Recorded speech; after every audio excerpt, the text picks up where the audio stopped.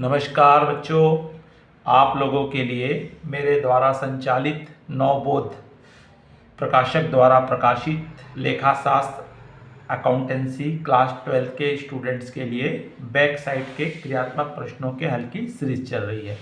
बच्चों, इसी क्रम में हम देखेंगे आज इकाई 2 कंपनी लेखे, जो हमारा भाग ए में आता है, जो साझेदारी, जिसका हमने कंप्लीट भाग पढ़ चुके हैं। अब इसके पश्चात हम कंपनी देखेंगे। तो बच्चों, कंपनी में हमको पढ़ना है अंशों और ऋण पत्रों का निर्गमन और उनका शोधन।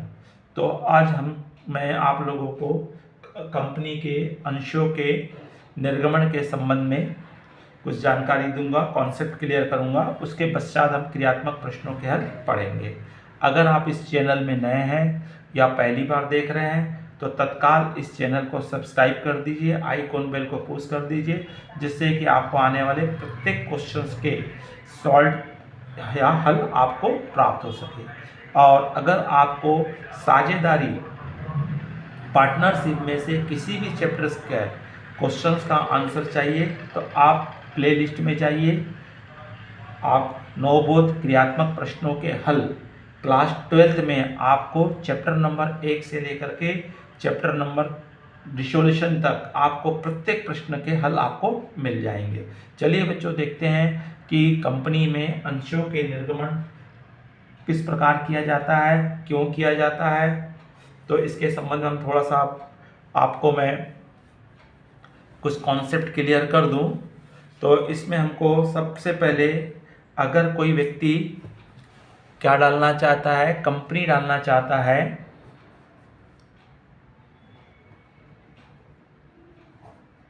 कंपनी डालना चाहता है तो उसके लिए उसको कैपिटल की आवश्यकता पड़ती है, पूंजी की आवश्यकता पड़ती है। अगर उसके पास स्वयं की कैपिटल है तो खुद अपने स्वयं के कैपिटल से अपना कंपनी स्टार्ट कर सकता है। अगर उसके पास पूंजी नहीं है तो किसी फाइनेंस कंपनी में जाता है, तो किसी फाइनेंस कंपनी से उसे क्या प्राप्त होता है, लोन मिलता है। तो लोन के लिए भी उसको कुछ न कुछ एसेट्स मॉर्गेज के रूप में, गिरवी के रूप में रखना होता है। तो अगर किसी पास ये संभव नहीं है, तब ऐसी स्थिति में वो क्या करता है, पब्लिक के पास जाता है, जनता के पास जाता है। अगर जनता के पास जाता है और उसको, मान लीजिए हमको 10 लाख रुपए की जरूरत है,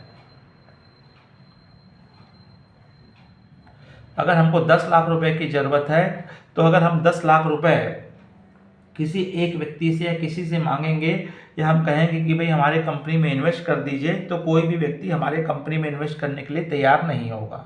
तब ऐसी स्थिति में हम क्या करते हैं, इस कैपिटल को 10 रुपए वाले या 100 रुपए वाले या 1000 रुपए वाले भाग में हम बांट देते हैं। मान लीजिए हम इसको 100 रुपए वाले भाग में बांट देते हैं। तो हम क्या करेंगे, हमारी जो कैपिटल है उस कैपिटल को एक शेयर है, एक हमारा अंश है 100 रुपए का हमने लिए हैं, तो 100 रुपए से डिवाइड कर देंगे तो हमको कितने मिल गए, 10,000।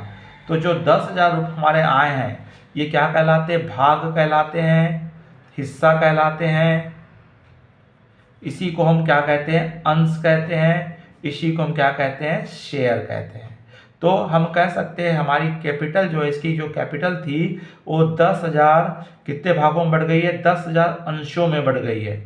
और एक अंश का मूल्य कितना है, एक अंश का मूल्य हमारा कितना है, 100 रुपये है। तो हम ये कह सकते हैं कि कंपनी ने 100 रुपये वाले 10,000 अंश में विभाजित कर दी है। तो अगर हम किसी व्यक्ति को कहेंगे कि हमारे कंपनी में 100 रुपये इन्वेस्ट कीजिए, तो कोई भी व्यक्ति आसानी से हमारे यहाँ पैसा इन्वेस्ट कर सकता है, रिस्क ले सकता है। तो अगर किसी व्यक्ति को 100 रुपये हमारे कंपनी में इन्वेस्ट करना है, तो हमारे कंपनी के एक अंश परचेस कर लेगा। अगर हमारी कंपनी के उसको 100 अंश खरीदना है तो 10,000 रुपये इन्वेस्ट कर देगा। तो इस प्रकार प्रत्येक व्यक्ति छोटी छोटी राशि के रूप में इन्वेस्ट कर सकता है, और इस तरह से कंपनी को पूरी एक साल पूरी राशियां प्राप्त हो जाती है, जो कंपनी के क्या कहलाती है, पूंजी कहलाती है, कैपिटल कहलाती है। उसी कैपिटल को छोटे छोटे हिस्सों में बांटना ही अंश या शेयर कहलाता है। तो यहाँ पे जो शेयर है, दो प्रकार के होते हैं। एक होते हैं हमारे पूर्वाधिकार अंश,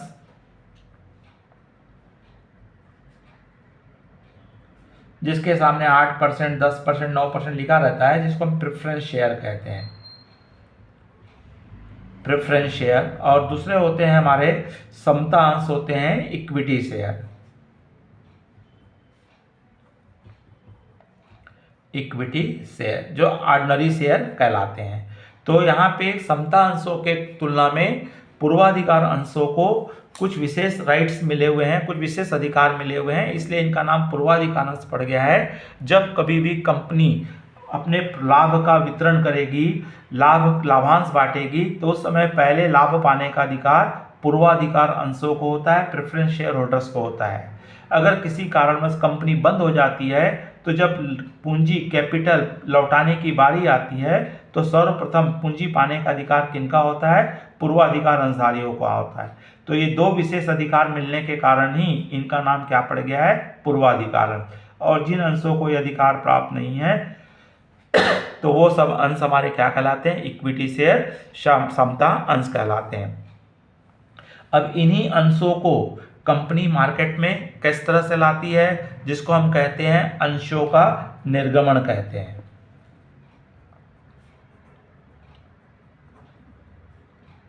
अंशों का निर्गमन, इश्यू ऑफ शेयर।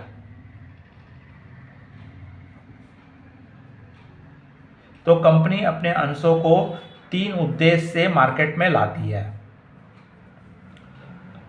तो इनका उद्देश्य होता है, पहला उद्देश्य होता है जो भी हमने शेयर मार्केट में लाए हैं पूरी अमाउंट उसकी एक बार में 1 टाइम्स में प्राप्त करने के लिए, अर्थात हमें कह सकते हैं एक मुश्त राशि प्राप्त करने के लिए,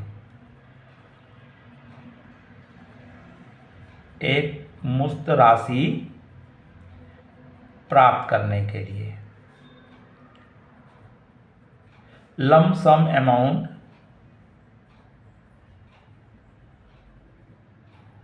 अमाउंट रिसीव। तो हम यहाँ पे कंपनी पूरी जो भी हमने कंपनी ने शेयर मार्केट में लाई है तो उसके अमाउंट 1 ट्रिप में एक बार में कंपनी प्राप्त करना चाहती है, तो जिसको हम कहते हैं यहाँ पे लम सम अमाउंट व एक मुश्त राशि। जैसे मान लीजिए एग्जांपल के रूप में कंपनी ने 1000 शेयर इशू किए हैं, एक अंश 100 रुपये का है, अर्थात 1 लाख रुपए। तो कंपनी पूरा 1 लाख रुपए 1 टाइम्स में प्राप्त करती है अंशधारियों से, शेयर होल्डर से। दूसरा होता है राशि किस्तों में प्राप्त करने पर। दूसरा ऑब्जेक्ट है एक बार में राशि न लेकर के राशि को किस्तों में प्राप्त करते हैं।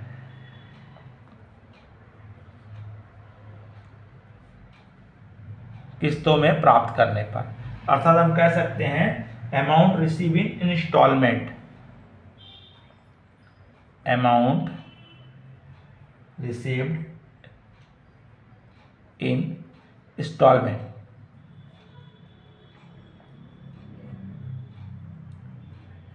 तो कंपनी यहाँ पे पैसा जो है किस में प्राप्त करती है?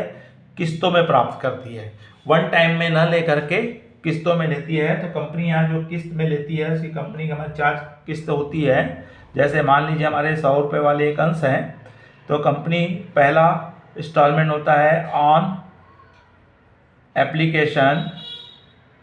तो यहाँ पे कंपनी 30 रुपये एप्लीकेशन के साथ प्राप्त कर रही है, अर्थात 1000 का पैसा 30,000 रुपये वो क्या ले रही है?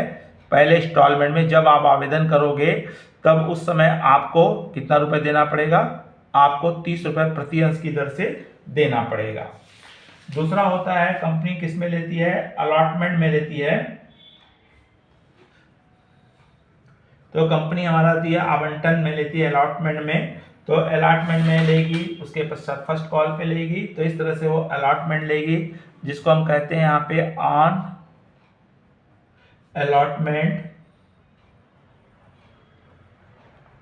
तो कंपनी अगली इंस्टॉलमेंट 30 रुपये पर शेयर क्या ले रही है? सेकंड इंस्टॉलमेंट में अलॉटमेंट में लेती है, जिसको यहाँ पे आवंटन पर कहा जाता है।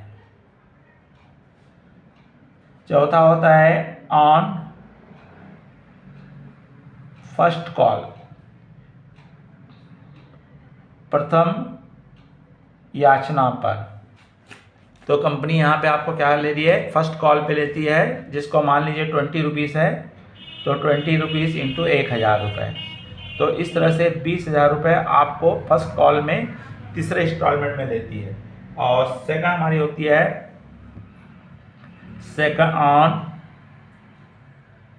सेकंड एंड फाइनल कॉल, जिसको हम द्वितीय एवं अंतिम याचना कहते हैं। तो बचा हुआ जो 20 रुपये है, कंपनी आपसे सेकंड इंस्टॉलमेंट में लेती है 20,000 रुपये। तो इस तरह से कंपनी 1 लाख रुपए आपसे वन टाइम में न ले करके किस में लेती है, इंस्टॉलमेंट में लेती है, जिसको हम कहते हैं किस्तों में प्राप्त करने पर।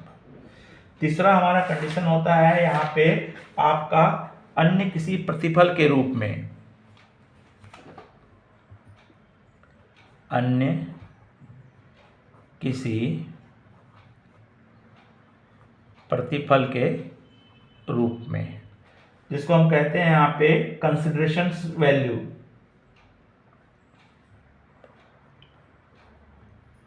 कंसिडरेशंस वैल्यू अर्थात क्रय मूल्य के बदले में कहते हैं, जैसे एसेट्स के बदले में, संपत्तियों के बदले में, लैंड के बदले में हम क्या करते हैं, शेयर इशू करते हैं। तो कंपनी यहाँ पे 3 ऑब्जेक्ट से मार्केट में शेयर लाती है।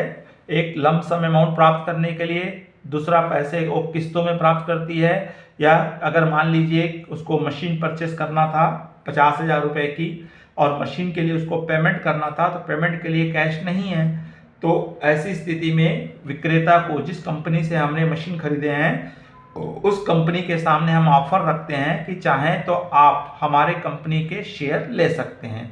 अगर वो एग्री हो जाता है तो कंपनी एसेट्स के अगेंस्ट में, एसेट्स के मूल्य के बदले में, क्रय मूल्य के बदले में उसे नए शेयर, अपने कंपनी के नए शेयर इशू कर सकती है। तो 3 ऑब्जेक्ट के हमारे यहाँ पे प्रश्न, आपको 3 उद्देश्य से आपके पूरे जनरल एंट्री से अकाउंट्स बनाए जाते हैं। और यहाँ पे कंपनी अपने अंशों को 2 मूल्य पे इशू करती है, एक चाहे वो किसी भी कंडीशन में हो, चाहे एक मुश्त हो, चाहे इंस्टॉलमेंट हो, या प्रतिफल के बदले में हो। कंपनी अपने अंशों को सम मूल्य पर इशू करती है, एज पर वैल्यू। सम मूल्य का मतलब होता है 100 रुपये के एक शेयर है और कंपनी पब्लिक से 100 रुपये ही प्राप्त कर रही है। दूसरा होता है प्रीमियम पर, या इसको प्रब्याजी भी बोलते हैं। प्रब्याजी पर जो 100 रुपये के शेयर थे उसको कंपनी 125 रुपये में, 115 रुपये में, 105 रुपये में देती है। जब कंपनी की पोजीशन अच्छी होती है तो कंपनी अपने शेयर को एज पर जो वैल्यू है उससे ज़्यादा मूल्य पर पब्लिक से पैसा लेती है, शेयर को अपने इशू करती है। तो ऐसी स्थिति को हम क्या कहते हैं, प्रीमियम पे कहते हैं। तीसरा होता था बट्टे पे भी होता था, डिस्काउंट पे भी। तो अभी नए नियम के तहत कोई भी कंपनी अपने शेयर को डिस्काउंट में इशू नहीं कर सकती है, इसलिए अभी वर्तमान में 2 ही हैं, एज पर वैल्यू और प्रीमियम पर। तो बच्चों, हम इसके साथ ही अब इसके आपको क्लियर हो गया होगा कंपनी अपने अंशों को किन उद्देश्यों से मार्केट में लाती है। तो हम इसके बाद हम क्रियात्मक प्रश्नों के हल देखेंगे, जिसमें हमारा पहला क्वेश्चन, हमारे स्टार्टिंग क्वेश्चंस किसके हैं, किस्तों में राशि प्राप्त करने पर। तो हम उसके क्वेश्चंस देखेंगे कि कंपनी किस्तों में राशि, जो हमारी 4 इंस्टॉलमेंट है, on application, on allotment, on first call, on second and final call, इनकी जनरल एंट्री कंपनी अपने बुक्स में किस प्रकार से करती है। बच्चों, अगर समझ में आया होगा तो लाइक कीजिए, अपने अधिक से अधिक मित्र साथियों को शेयर कीजिए, और